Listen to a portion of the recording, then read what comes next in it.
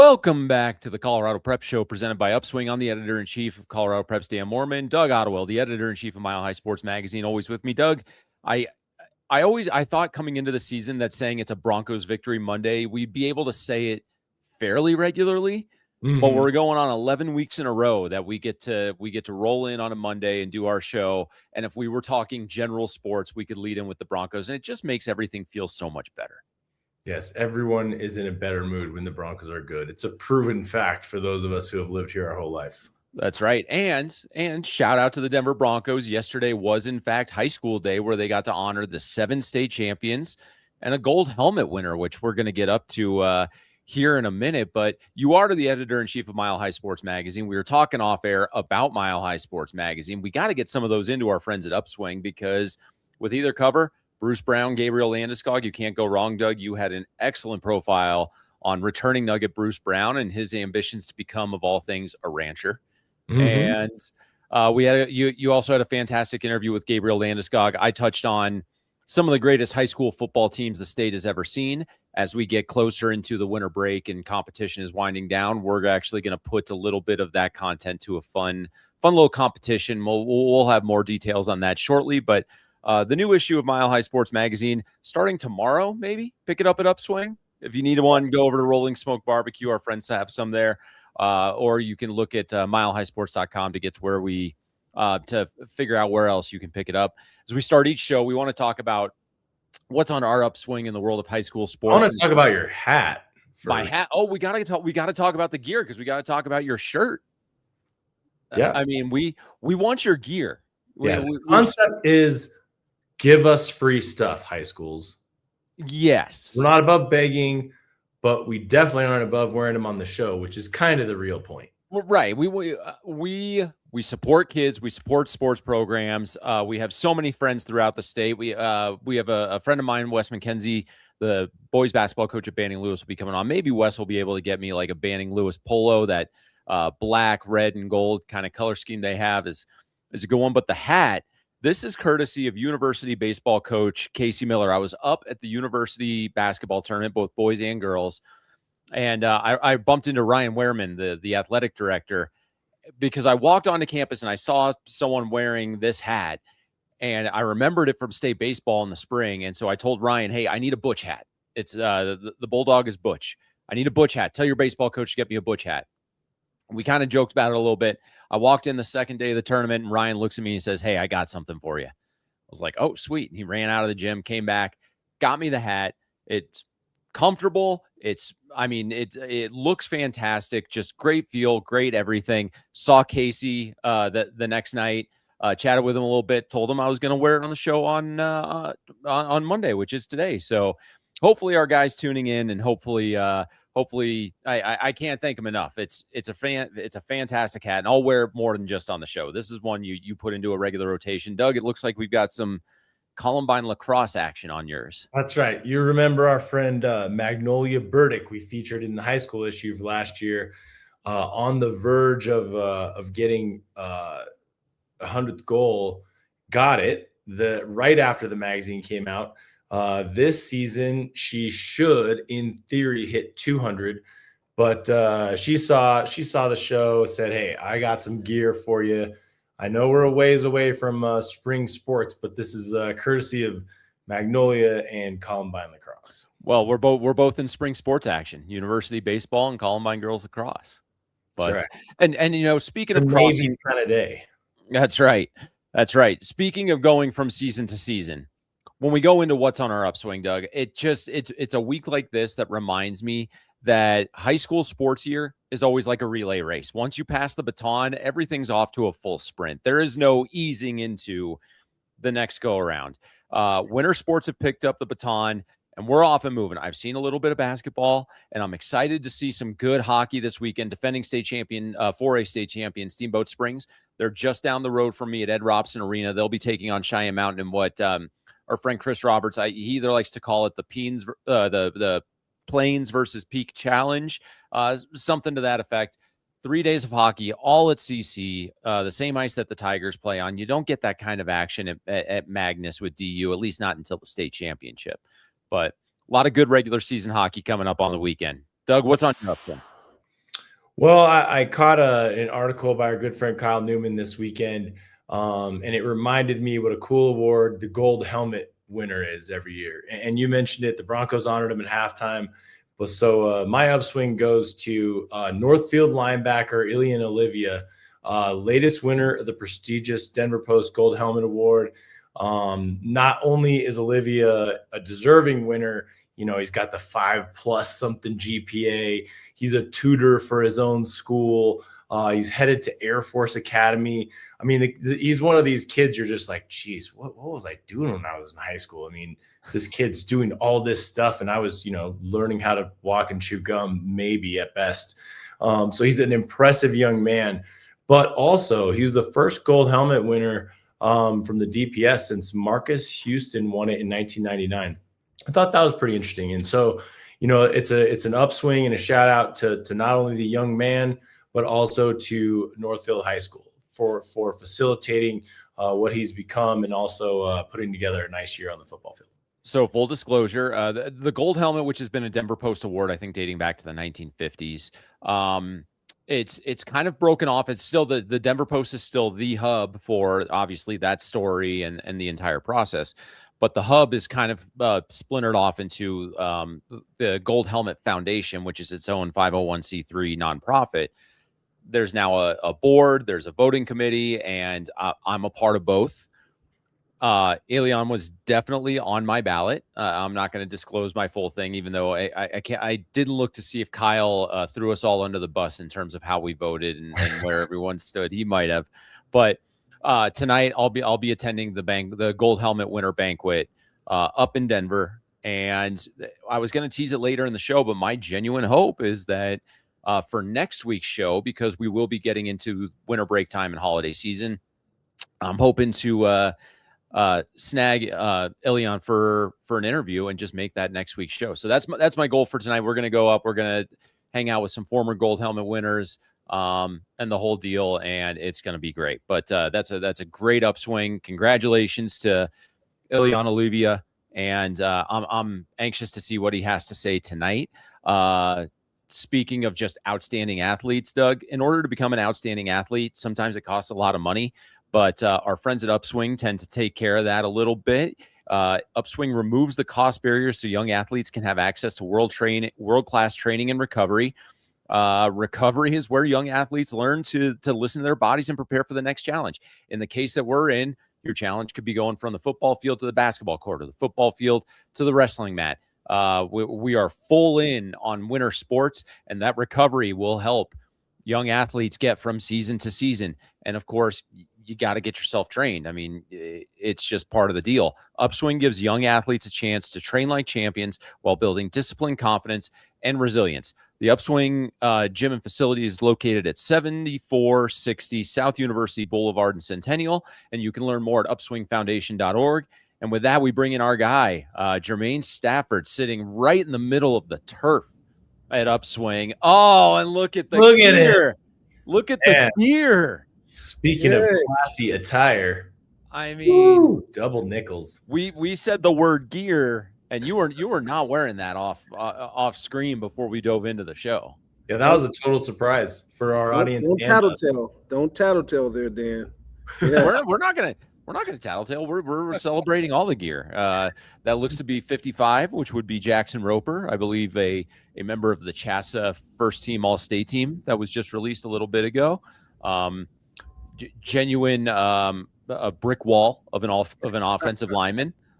He's down a little bit with an injury, but according to him and Dad, he'll be full go in April. Yeah, he'll be full go, and I had to wear this today. I was slated to wear this, at the state championship game, and it would have been a perfect opening, right, to that crowd in front of that Bruin crowd. I was a little worried about that before wearing it, but yeah, happy to represent Jackson. I mean, you talk about a young man who deserves it, is the Jackson Roper, and you cannot get a harsh word from anyone in regards to that young man, and everybody's pulling for him to get back. So yeah, I thought, my prep gear today would represent. Now, don't get this wrong. I don't want to drive through Highlands Ranch and get, apples and oranges thrown at my car as we drive through there. But, this is Jackson Roper representing Jackson Roper. and just overall, a great testament to a great football game and a good football season in general for Cherry Creek Bruins. Are they going to judge you a little bit in Parker too? Are you trying to avoid Parker while you're wearing that? I think Parker needs to worry about Highlands Ranch a little bit more than Cherry Creek. I will say, I don't care where you weigh in on Cherry Creek. They have some of the best gear in all of Colorado high school sports. Just the classic colors. They've stuck with the same logo. I mean, it's hard to beat. It's red, white, and blue. I mean, what can you not like, And Absolutely. Shout out Larry Bowl, the district athletic director at Cherry Creek Schools, Doug, because a couple weeks ago or just over a week ago when we were in Fort Collins, he did say that he was going to do his best to get us some gear to wear on the show for all Cherry Creek schools, not just Cherry Creek, but Cherokee Trail, Eagle Crest, Grandview, Smoky Hill, all those guys that are a part of it. So yeah, he told me he was getting you set up with some tank tops. Yeah, that's right. That's exact. Just in time for winter. So, guys, the football season was great. It treated us well. I know that there are going to be times where we talk way more football on the show throughout the course of the year, but yeah, we started making the shift into basketball season. I mean, Jermaine, we chatted with you last week. You made us both genuinely laugh with the comment of you are a New York guy and you're the one who attacks the rim. So we're so happy to have you back. Talking hoops, and for me today was a little bit of a feel out kind of process of what are we dealing with, because teams are just getting into the season, and it's not like football where we have this massive buildup. I mean, there is definitely a massive buildup. You have an idea of what's what, but with 23 games instead of 10, it does take a little bit of time to feel out who's going to be performing well, playing well, especially before the winter break. I got a text from a buddy over the weekend who all he told me was Ralston Valley is exactly who we thought they'd be. And Caden Bricada is going for 20 points a game. They have wins over Denver East and Fossil Ridge. They I think there was a running clock this weekend in my neck of the woods in Colorado Springs as they took on Doherty. They close out their pre-Christmas competition against Dakota Ridge. Then they come back with a massive, massive showdown against Chaparral, who is also undefeated, also one of those perennial 6A powerhouses. Is it too early to think, Doug, you've seen so much basketball in your time. Is this too early to think that Ralston Valley versus Chap could be a potential grade 8 Final Four state championship game? Well, yeah, I think so. I mean, Chaparral is ranked number 1 in the CHSA preseason polls. So I mean that says a lot right there. So seeing those two schools go head to head this early in the season, if memory serves, I think Zeke Andrews, who is one tall quarterback, is also a really big time contributor on the Ralston Valley basketball team. So you already know some of the stars. And both teams, they're well thought of before the season. Like you said, there's a long way to go before we get to the Coliseum, but those two teams are stacked. And I think, being able to see this kind of game early in the season is a treat. Luke Howery, standout guard for Chaparral, averaging almost 26 points a game for the Wolverines. I mean, Jermaine, when you have a kid that can come out, he comes from a basketball family. I mean, his sister, Josephine, was a standout at St. Mary. She played her college basketball at Mines. 2 brothers, one, they think they both might be at CSU Pueblo. Both the older Howery brothers might be there. But when you have a kid who is just so basketball savvy and come out firing like this, and I want to say Luke is a commit to CSU. I want to say that's what I remember hearing. But how much energy can you get from a guy who just steps on the court and takes control at the time he's supposed to take control? It's his senior year, and he's supposed to be that guy. Yeah, it's a great point. Shifting from that fall winter time right now, the fall sports to winter, it's your quarterback on the court, right?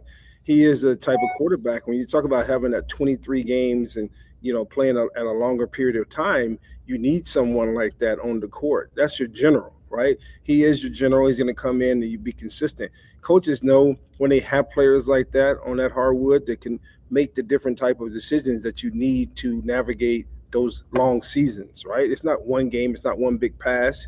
It's that narrative to get to the Coliseum. So, yeah, there's a huge example with the family orientation, right? But it's even a bigger orientation with the fact that, Chaparral usually comes out and they play consistent basketball throughout the year, and they bring on a couple of those football players every year, the ones that actually can, take on a role on their team, like you said about, was speaking about with Zach. The same thing goes on the basketball court when you talk about Chaparral. But yeah, that young man is very talented. If you go back to that pick, I mean, the opponents are in awe watching. They're on the ground and he's in the air. You look at the opponents around. It's never good when you have someone flying like that. You have like other guys that are spectators, but you can see that he plays around the rim. I won't go so far and say above the rim yet. I want to see one of those dunks, and then we can say that. But he's definitely around the rim with this. Well, speaking of slam dunks, it was a big dunk for Columbine last week that gave Cash Boykin his 1,000th point. It was actually his 1,001st point, but semantics aside, Doug, you're wearing the Columbine shirt. You actually pointed this one out in the rundown. Yeah, we've been Jeffco heavy all football season, and it kind of seems like things are translating to Jeffco heavy on the basketball side. Yeah, I mean, it's a solid conference. I mean, obviously athletics are paramount in the league from top to bottom, really, regardless of sport. But I think when you look at basketball, I mean, Cash he's an athlete now. I mean, this kid's got some springs, but his 1,000 points, I mean, that's scoring at this level at the 6A classification. I don't care what division you're in, or what league you're in, I should say. But, I think it's interesting because if you look at those top 10 teams, it's dominated by the Highlands Ranch schools and the Aurora schools. I mean, it's a shift of power. I mean, to me, I pull up the rankings and I'm looking and I'm seeing there's no Denver East, which is a strange thing to see in a top 10. I mean, obviously they have up years and down years, but to not see Denver East in the top 10 in a preseason poll, I found a little shocking. In fact, the only Denver prep school that's in the top 10 in 6A is Denver South. And if memory serves, Columbine just beat Denver South. So, you're looking at, Chaparral, Rangeview, Ralston Valley, Vista, Thunder Ridge, Rock Canyon, Regis, Fossil Ridge, Eagle Crest, and then you throw in some of those Jeffco schools, Arvada West, Columbine. There's some good schools, and the shift of power has definitely gone outside of Denver and into those areas. Yeah, and it's just been wild to see all that. I mean, even that Parker area, right? Those chaparrals that we talk about, Legend, kind of has some ebbs and flows from the basketball standpoint. Also in that area, one thing that got me, and we're just going to kind of run down the gamut of all the classifications, but Lutheran, who's always one of those teams that you're going to find playing in the Coliseum in March, they suffered a 20-point loss at the hands of Palisade, who's still undefeated. That's not to say I don't have that I'm overly surprised by Palisade, but it's one of those when you're looking at the top of 5A, Doug, you mentioned DPS in terms of the 6A schools, but 5A for the last few years, you've seen your Mesa Ridges, your Palmers, your Windsors, your Green Mountains. Windsor Green Mountains are still very much kind of in that top tier, but Palisade is undefeated. Hunter Howard, one of their big standouts, he's averaging about 13 points a game to go with 8 rebounds, 5 assists, and 3 steals. You usually don't see that well-rounded of a stat line, especially at a school like that on the Western Slope, where you have one guy who can maybe score and rebound, got another guy who's probably going to dish out your assists. So what do we make of this? I mean, Jermaine, you kind of have your ears to the ground in that Parker area with Lutheran. Do you hear anything about Palisade and really what went into that 20-point win? This would be a time, Doug, when you go first, but I'm going to go first. So I don't get in trouble. You see me covering my mouth there. I don't want to get in trouble with my Lutheran, family over there. But I knew I was coming on the show today, and obviously doing that research, right? This is not football. I want to make sure I was valid the way I spoke. But it was a big surprise for Lutheran. And you're right. They're always in that Coliseum at the end of the year. I mean, basketball program, Lutheran, both sides, boys and girls are very dominant when it comes to them winning the type of game. But the word was typical. It's we are here and they weren't there, in a sense that Palisade team, they were there. and the Lutheran team just wasn't there. They didn't come together, didn't play the game they usually play. And, I always look at that when you have that distance in between the two, right? You just don't always get that respect and thinking that's not going to be the team that plays, like Doug said, the Denver schools, like the schools that play in Highlands Ranch. When you come across a Palisade, you're thinking it may not be as dominant. And it was definitely a rude awakening, but they were very physical. And I heard they were very big and well put together. Those are neighborhood kids, right? Playing together for a long time. And you put 5 together on the court, it's totally different putting 11 together that come from different areas, possibly play for different youth teams. 5 together, 4 of them play together for a while, you can go and put some wins together. But that is very shocking. And they look like they want to put a run to be over there off I-70 as well. Yeah, and it was go ahead, Doug. Were you going to say something? Yeah, I mean, I think we talk a little bit about in the football season, those Western Slope teams are largely a mystery. And I do think Jermaine's right. You get one of those teams that, especially a school that's perennially pretty good like Lutheran, they might get caught overlooking them a little bit. I still think with regard to Palisade, and I mean, it's they're doing what they're doing. You can't take anything away from them, but give me a month in and let's see, when we have a few more tests, a few more, sample size as far as who they're playing, where they're playing. Hunter Howard is getting it done for sure, but I want to see them play some teams over here, and Lutheran obviously was one, and they passed that test. But I wonder if the word's out, and they won't get any freebies anymore. No, down in 4A, a team that actually caught my eye a little bit was Denver West. They won that university tournament that I went up to watch, and the win they got over University is definitely one that that'll make you think that this Denver West team could be, that DPS dominant team in its classification.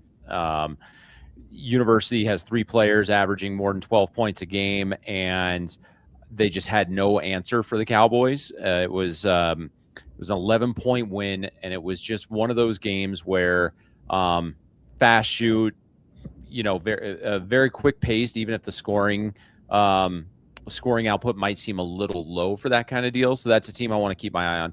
Cole Ridge returns a lot from their team that advanced to, I want to say it was the Final Four last year, Doug, but those weekends in the Coliseum blend together.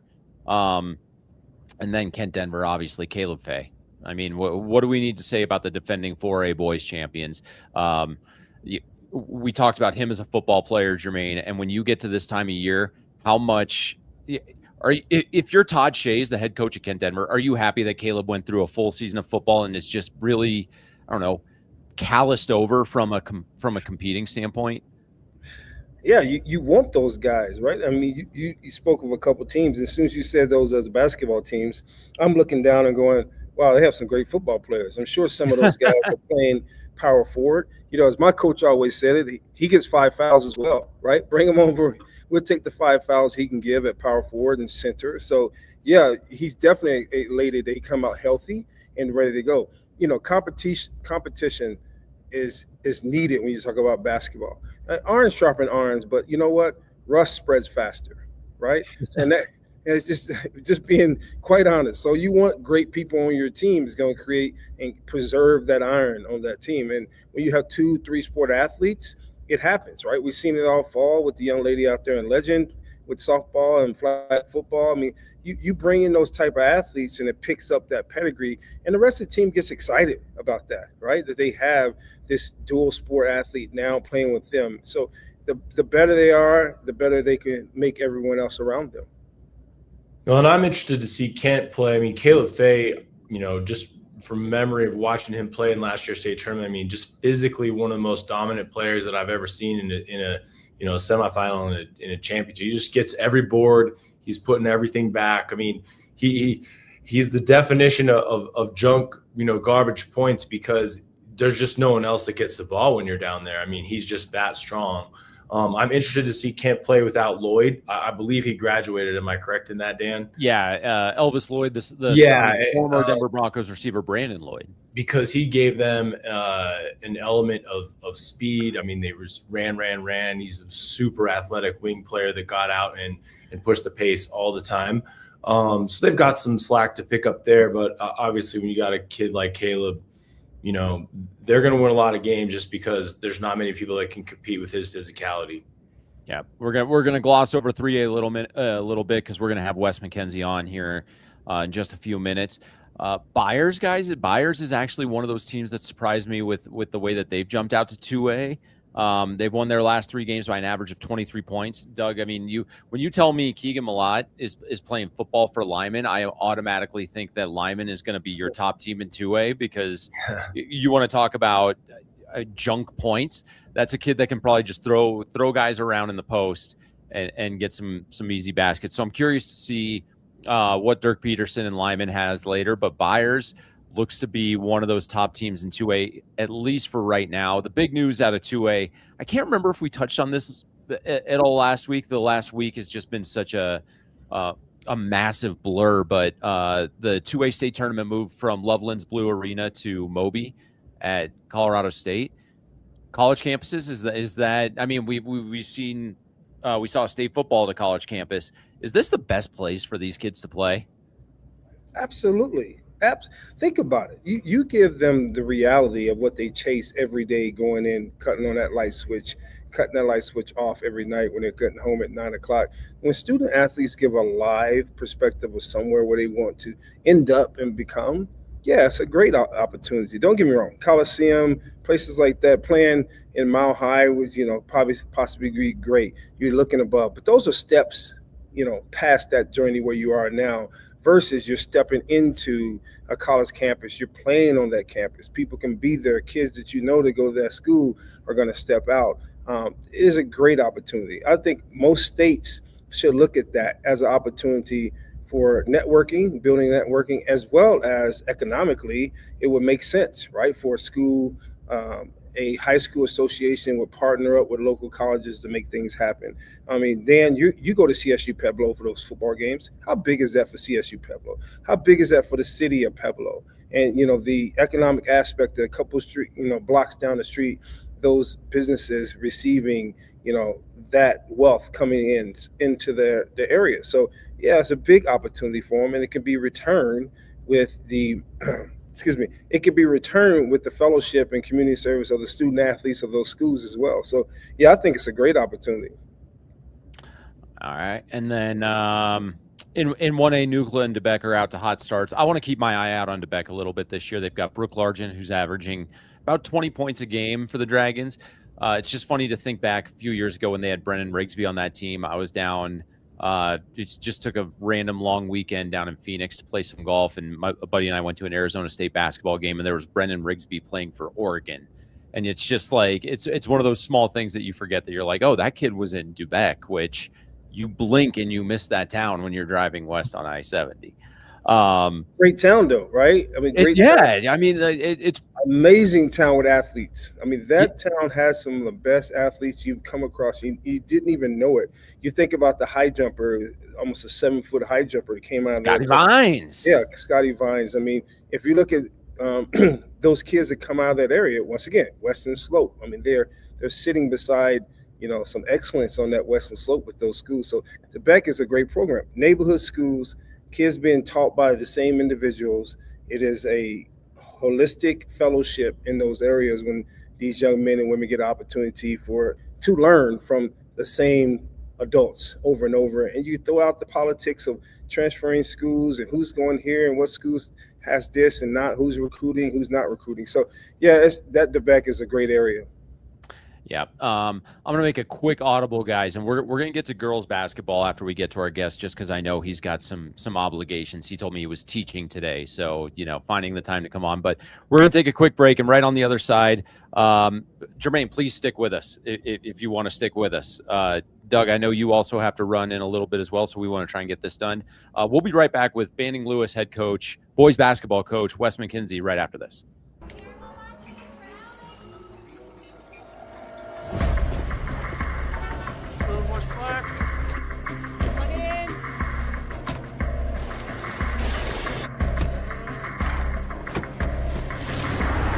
Whoever said work smarter, not harder, didn't realize you could do both.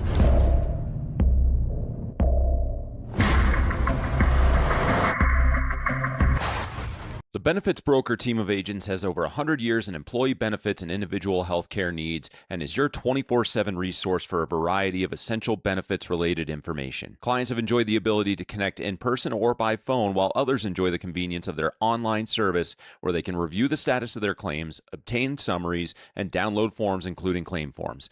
Dave and Steve do their homework so you don't have to. They know the market by distinguishing the best products from the merely adequate. Give them a call at 877-545-4840 or visit them online at benefitsbroker.com.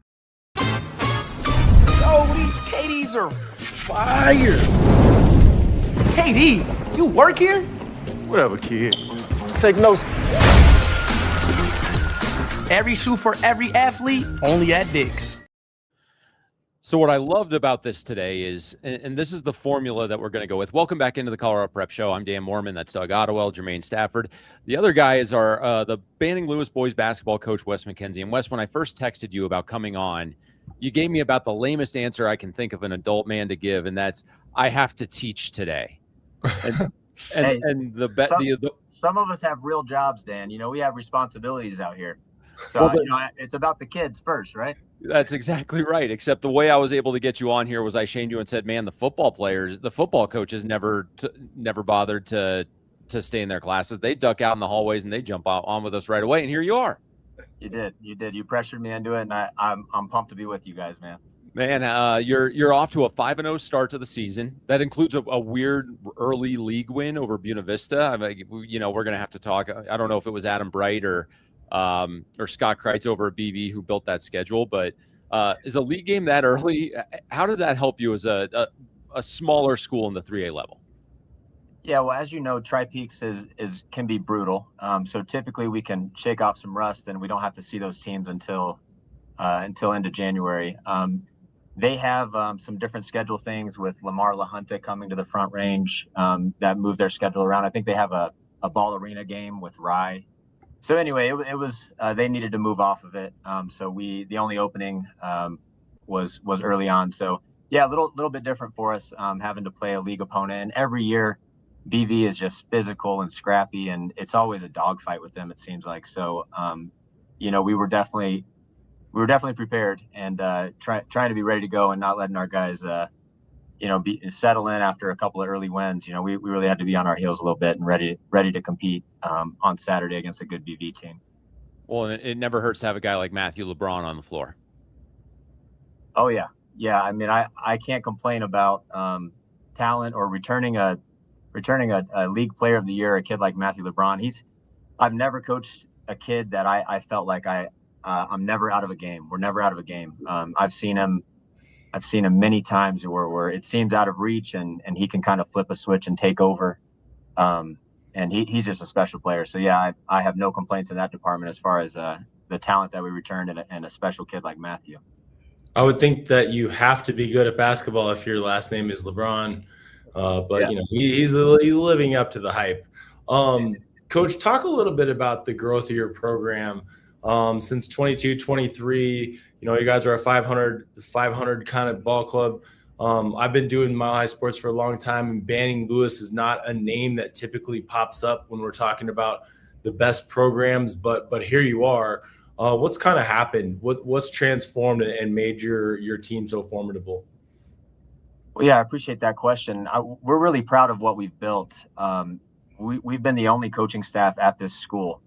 It was a K-8, and then we expanded up into high school. We were hired I was hired as the varsity coach, but we only had freshmen. So we've built this thing ground up, and we knew it was going to take some time. But from the very beginning, I've had great mentors in the coaching realm that have always told me, Coach Reed, who's up at UNC Greeley, was my junior college coach at Otero. And even in JUCO, he'd always tell us, make this your big time. No matter where you're at, if you take it serious and you do the work and you don't look to the next stepping stone in your career or whatever that might be, but you just be present and you treat it like you're big time, then special things can happen. And so we've just tried to do it the right way from the beginning. And, we've always prioritized the defensive end. We maybe weren't as talented before, but we were always able to compete with some of the better teams because we defended and we took pride in it. We always tried to be the hardest playing team on the floor. So maybe our goal every year was to overachieve. And so with our talent level, I think every year we have overachieved based on what we had as far as a basic skill set.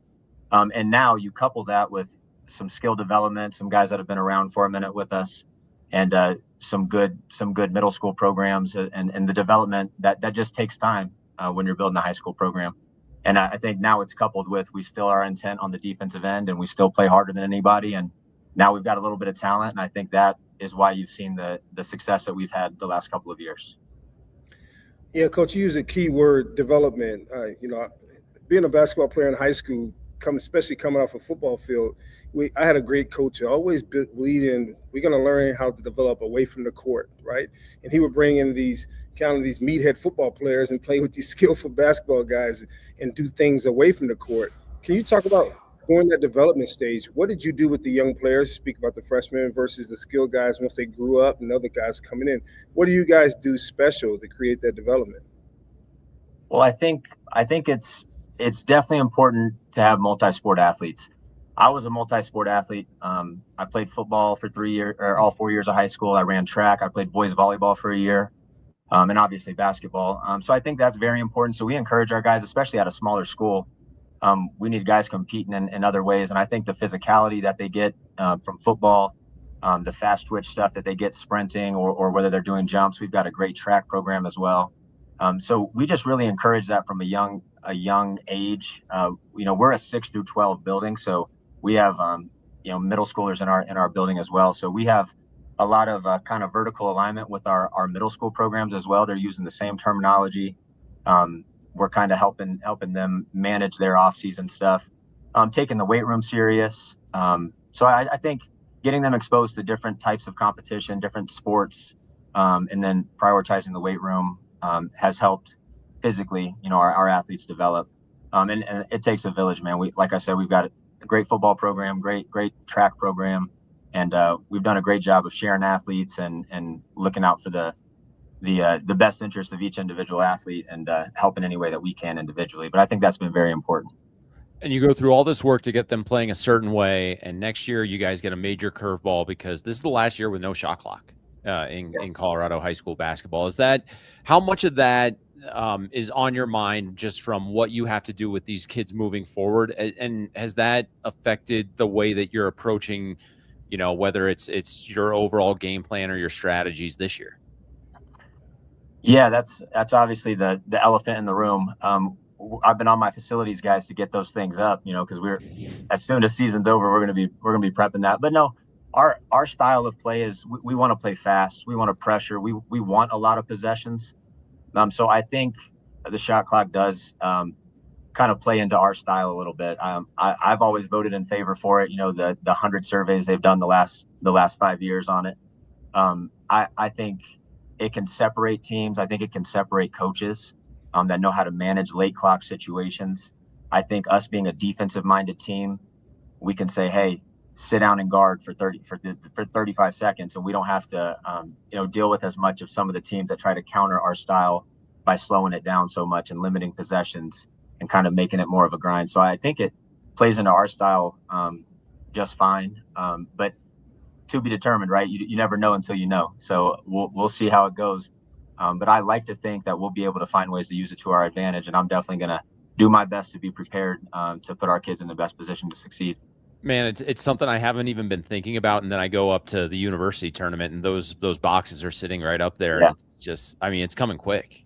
Yep, it'll be here. So yeah, this off season is going to be very important, adjusting to that. But I think it'll be fun, man. I think it's good for the game of basketball. I think it's good for Colorado basketball. I know it's a small percentage, but if we want to prepare kids to play at the next level, that's a main factor in the style of play and what you deal with. So I think it'll be a good thing. Coach, thinking about preparation, and you guys are obviously off to a hot start. When I played high school basketball, and I'm sure when you played high school basketball, I always thought it was a little, you get real excited. You feel like you're just getting into the groove, and then all of a sudden it's Christmas break, and there's a couple weeks off in there. How do you kind of treat, sort of that part of the season versus coming back in January, trying to pick up where you left off? Is it the same as it was when you and I played, or is it a different thing now with the modern athlete? How do you kind of approach that? Yeah, that's a great question. When I played for Jim Masterson, who most recently coached at St. Mary's. I played at Liberty High School, and we had two-a-days over Christmas break. Every day that wasn't a dead day. And so, it's kind of the old, well, we used to do two-a-days and you guys are soft. You're asking for days off. No, but I also, we're I have saving that clip. Yeah. I have a family. I understand, I've got kids and a wife, and I want to spend time with them over the holidays. We're going to work when we're here and we're in between the lines. We're going to take advantage of every second, but we're also going to give them some time to balance family. We try to install as much as we can early on so that at least we have a skeleton and we've at least introduced things. But maybe the meat comes later on when we return in January and we have some more film and some, we can really dive into stuff a little bit better. Also, game preparation is a little bit different in December. You don't have a ton of film on teams. You're watching last year's team. So we're trying to focus on us right now. Then when we shift into league play and we return in January, we return in January 9th against Vanguard, who has become a league rival and is kind of been the standard in the Tri-Peaks for years. So that's when it'll start shifting to more of a higher level prep and scouting report. And so there is a transition after the break, but we definitely try to give them a chunk of time off. But as soon as those dead days clear and we're able to return, we get back in the gym. We're gonna try to hit the ground running and make sure that there's no drop off. I will admit, as a coach, one of my flaws for a few years was that first game back in January. And my teams were not prepared. And so the last 3 years, that has been my mission to make sure that we are prepared that first week of January and that there's no drop off. So, and that's just things that you learn. You got to be a student of the game and continue to critique yourself. And I recognize that I didn't have my teams ready. So we've really tried to be better about that the last couple of years. So I look forward to the challenge after a break with kids who are maybe not picking up a ball, maybe not eating right, maybe staying up late, trying to encourage them to do all those things. And then return with a big opponent immediately. So no easy challenge, but yeah. I told you 10 or 15 minutes. So I think we're running right up to it. I know Doug's got to get going, but Wes, I'll see you soon. Looking forward to what's going on this season, and can't tell you how much we appreciate you joining. You're the first basketball coach on the program, so let's go. That's like Twitter bio resume worthy. I think. I don't know. Yeah. Well, I appreciate you guys having me, man. Great to see y'all, and have a blessed one. Good luck this season. Thanks, Wes. Thank you, guys. Appreciate it. There is a little more basketball talk I want to get to. Doug, you're on the clock. You've got to get going. Jermaine, if you want to stick around and chat a little bit about the girls with me, and kind of send us off into what a full week of winter sports will be, feel free to stick around. But somebody got to stay with you. We can't let you be by yourself. If I'm gone, I can't steal what you were gonna say. So it's about time. That's the one way. All right, Dougie, we'll catch you. We'll check in with you and see what the show looks like next week. But have a good one, and we will be right back. We're going to wrap up some girls basketball. We're going to get back to our standouts and letter winners, and we've got some big events coming up in the world of winter sports, and we'll discuss that right after this. This is Tim Anderson of Gordon Insurance, and we are proud to support all of our area athletes. With offices in Lyman, Callahan, Flagler, Sterling, and Kit Carson, we offer all types of insurance, including home, auto, commercial, farm, crop, life, bonds, and workman's compensation. We are independent and thus can offer you multiple choices of companies, not just one. Call or visit the office near you, and one of our agents can take care of you. See all of our contact information by going to www.gordonins.com or call me at 719-740-1361. When I go to court, these aren't my clients, these are my friends. These are people that I believe in. And they have one shot, just one shot for justice. If they've come to me and we've gotten to trial, their life has been turned upside down in some awful way. And I am their only hope. I need to be their champion, to quote Prince Oberyn from Game of Thrones. They need someone in this trial by combat that can fight for them. I'm all they have. So if I haven't put the time in, if I haven't trained, if I haven't humbly looked in the mirror and thought about ways I can be better, and I don't present my best self in court, then I failed them. And that's what motivates me as a trial lawyer, because when this is over, that client goes home. And if I haven't done my best for him, I haven't been his champion, then I've failed.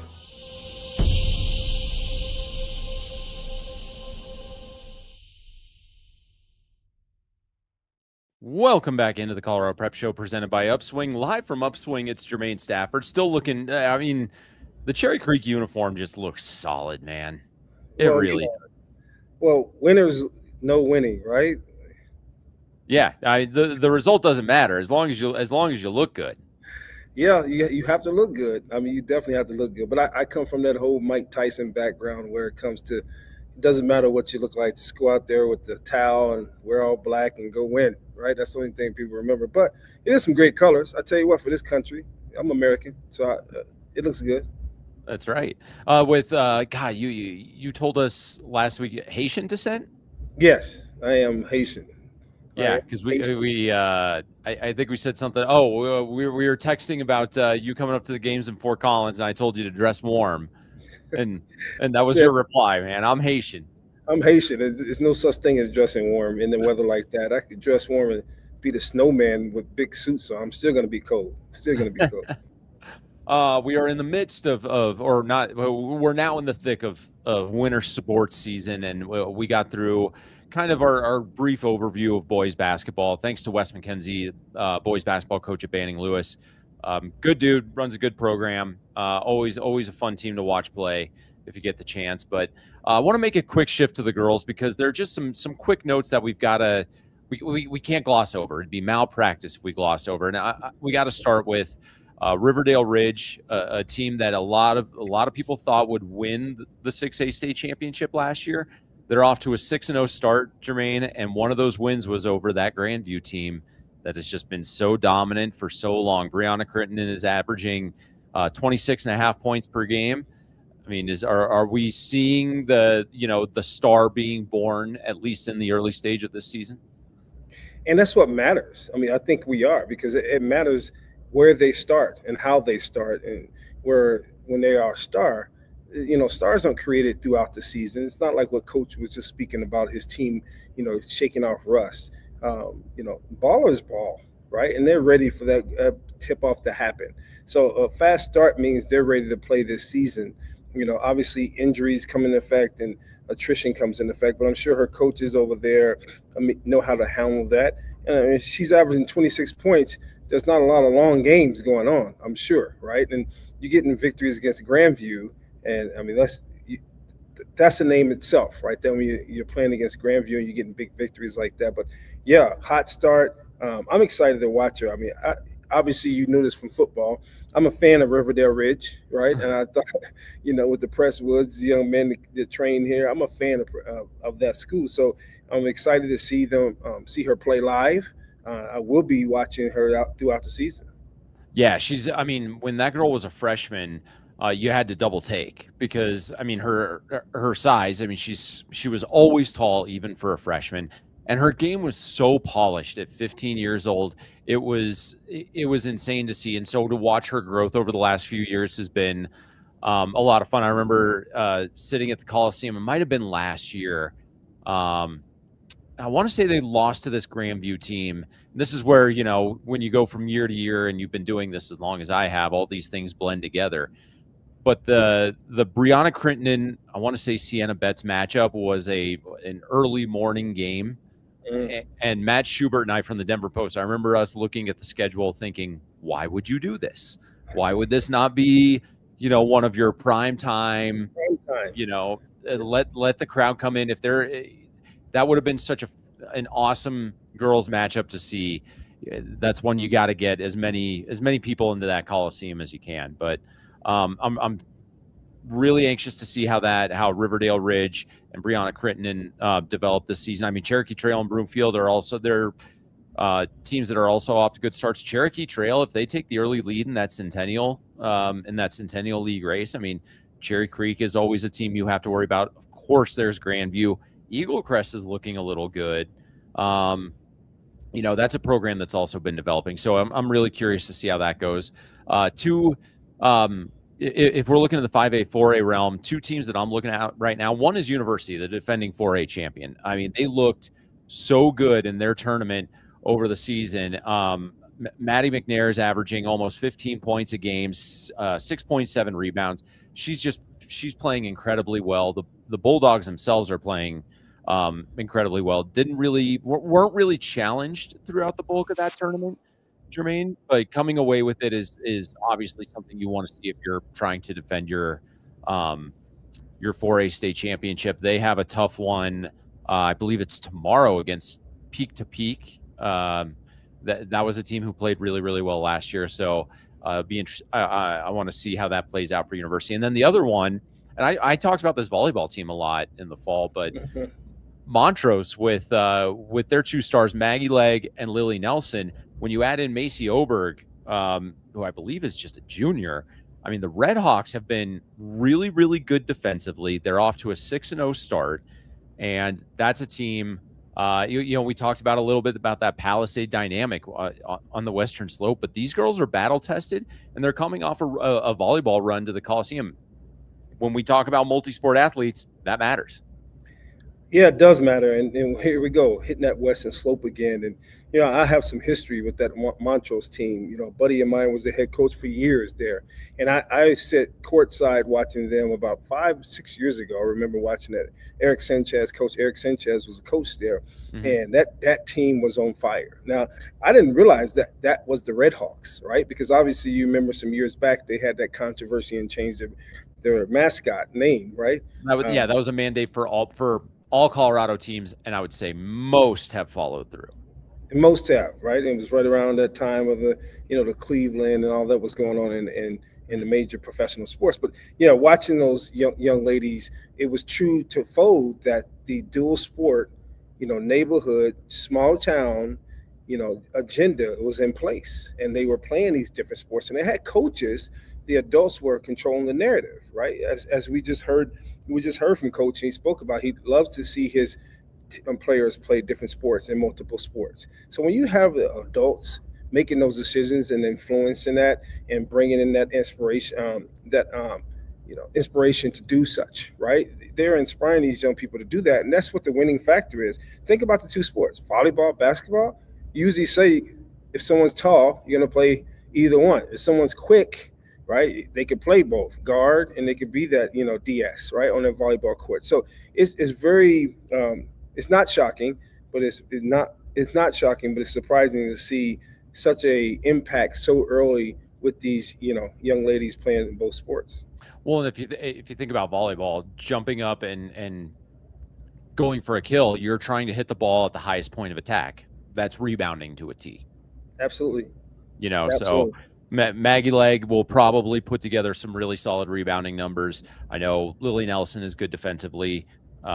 Macy Oberg, her brother is also a freshman on the boys team, and I talked to the boys coach Ryan Boehringer a couple weeks ago, and he flat out told me that Cash Oberg is going to see a lot of playing time early. Basketball family, and you see how well it translates. In terms of the full scope of girls basketball, probably one of the bigger games to watch out for this week is going to be Valor Christian taking on Regis Jesuit. Regis is sitting at 4-1, a very traditional Denver Coliseum late year. We're probably playing on the last weekend team. And then, of course, Jessica Caldwell and her Valor Christian Eagles are no strangers to winning state championships, playing basketball late into the season. So to get that matchup in this kind of a week is a lot of fun. Sounds like a football game, right? I know. You put that together, right? That's it was also an early season football matchup. Always is. First week typically is around that first time. I think those ADs have something, brewing and understanding how to get both of those communities, right? And those student fans into that gym. And I know they're going to be rocking and rolling over there off, Arapahoe and Parker Road. I could tell you that. Yep. And then we've got so much more going on just throughout winter sports in general. Wrestling, the Northern Colorado Christmas Tournament at the University of Northern Colorado in Greeley takes place this week. That's probably some of the best wrestling action that you'll see at any point during the year. So many teams head over for the NCCT or head up to the NCCT. Hockey, the Plains versus Peaks showdown that I mentioned. I mean, you have teams like Summit, Steamboat Springs, Glenwood Springs, all coming to Colorado Springs to face the likes of whether it's Cheyenne Mountain, D11, Pine Creek might be mixed into that. All at Ed Robson Arena. I'm a sucker because I can walk 2 blocks down and see that. So, and I really do enjoy high school hockey. So it's always a good atmosphere to see. And then girls swimming, one of the bigger big 2-day meets, the Cheyenne Mountain Invite, also takes place this week. Jermaine, I know you're probably curious to see where our upswing athletes landed on the CHSAA All-State list. You can go check that out from courtesy of our friends at CHSAAnow.com. And the only thing I really have left to finish with today is we got to get back to our standouts and letter winners. It was one of my favorite part of what we were doing early. Ethan, I'm going to say it wrong, so I apologize, Ethan, but it's either Goulet or Goulet from Broomfield Wrestling. He's got a 19-0 record with 18 falls and 1 sudden victory. Wow. If you're the one kid with a sudden victory, like that's got to be so deflating that you could have been the one blemish. Yes. And it just took that one move in overtime, extra time to and that dream was killed. Hannah Kugler from Prairie Girls Basketball, also a great standout volleyball player. Saw her at the Coliseum. She scored 35 of the Mustangs' 56 points in a win over Pete's. That's, I don't know how that game played out, but I feel like a double team might have been a good idea at some point when it's, just maybe, just a little bit, little bit. A box, maybe a box in something, maybe not box in one with something. Yeah, triangle into but Hannah put together a great game. That was Prairie's first win of the year. Brody Sheffield from Yuma boys basketball scored 33 points. The Outlaws beat defending 1A champion McClave 59-54 on Friday. I know it's 1A. I want to say it's 1A versus 3A, but those top level teams in 1A, 2A, 3A, they're very, very competitive. They're along the same competitive line. So that's good effort, good win for the Yuma Outlaws. Hey, basketball is basketball. 10-foot rim and the ball is orange. Doesn't make a difference on what A it is. You play ball. Yeah, and it's not like it's a 6-man or an 8-man where there's a different number of players on the field for this. It's 5v5. Yes, absolutely. Your best 5, their best 5. Big day overall around the Mile High Sports Network. Nuggets Rockets tonight. I would go catch Ryan Blackburn's Pickaxe and Roll as he previews that showdown. Jermaine, I don't know how much you've listened to Pickaxe and Roll, but Ryan does a fantastic job. If you want to know everything there is to know about your Denver Nuggets, the Denver Broncos are 12-2. You can find all the info you need about your 12-2 Denver Broncos from Cody Rourke. Stay tuned for the latest Orange Crush podcast, as well as the latest Broncos podcast from Troy Rank. And Doug spoiled it for me, but I'll tell you right now, I know how you feel now when he just steals things from you. Yes, it makes you pivot live, right? My goal tonight is to track down. I don't have to track him down. I'll be at the Gold Helmet banquet. I'm hoping I can sit down with Elian Olivia for an interview for the Gold Helmet winner, a very, very deserving winner of that long time award. If we can make that happen, Jermaine, that means everyone gets a week off next Monday for the holidays. Wow, that's because I can pre-record that. The only person I got to make work is Danny Bailey, who's playing hurt, by the way. I just need to point that out, that our guy is playing hurt but still doing a fantastic job. So Jermaine, thanks for sticking with me through the entire show. Doug decided to quit 3/4 of the way through, but not you, man. You're no quitter. Well, I scared him. He's like, he knew I was coming on for basketball. He didn't know what to expect. Everyone knows me as a football guy, but I'm a performance trainer. We train multiple athletes here. We have some great athletes that train here now. I tell you, when you switch to the girls basketball, I was ready to jump out of my seat because we have some exciting young ladies that train here that are doing just exceptional on the basketball court. Miss Chloe, I call her Miss Chloe. She's over there, a freshman at CT. She's doing very well. And if you look at Smoky Hill, we have some young ladies from Smoky Hill that train here, and they're just phenomenal. They are, freshmen. Devani's a freshman. R.A. Boyd is averaging 24 points a game. And then I don't know if people know this story, but the coach over there, Sean Darton, I might have said his name wrong. He played for the Suns. His daughter is doing great. Taylor over there at Smoky Hill. Think about that program, where he's taken that program, where it was single season wins to where they are now. I mean, they are 5-1, doing great. So yeah, I love girls basketball. I think we have a exceptional group of teams here in Colorado that play basketball at a high level. So yeah, those young ladies are definitely on our upswing here. We're excited to watch them throughout the season and bring the recovery here, because obviously playing 28 games, we see them coming here for the recovery after practice, after games, and we understand it takes a village and a village approach. We can't train them during the season, but we can help recover them. So yeah, excited for those two teams.